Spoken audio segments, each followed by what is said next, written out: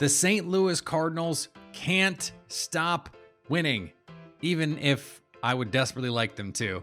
They have now won 10 straight. They beat the division-leading Brewers 2-1 last night. Joining me now from Locked On Cardinals is Lucas Smith. And Lucas, this is a Cardinals team that at times this season has looked a little bit sluggish, and yet here you are trying to make this push at the end of the season. What has keyed this run for the Cards?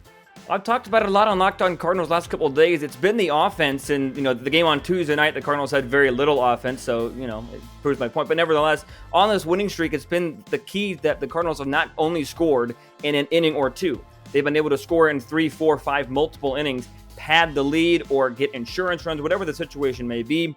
Tyler O'Neill is having a career year. It's somebody the Cardinals have put a lot of faith in over in left field. Paul Goldschmidt and Nolan Arenado have had their moments this season of just dominating.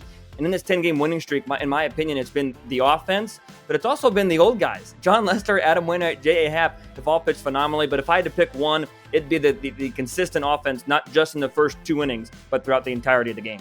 So you mentioned, okay, it's the pitching, it's the offense. Usually when baseball teams are winning, it's because they're playing complementary baseball. And so in order for them to keep this up, if you had to pick a thing that's going to make sure that they're not going to win out the rest of the season, but if they can keep up a winning pace, what is it that's going to keep going the best for this Cards team? It's going to be the bullpen. The Cardinals had in the first half the big three: Alex Reyes, Giovanni Gallegos, and Genesis Cabrera. Those three were studs in the first half of the season, even when the Cardinals had their really bad June. And they were overused, and we've started to see kind of them being taxed. But in this winning streak, those three, along with the rest of the bullpen, have stepped up.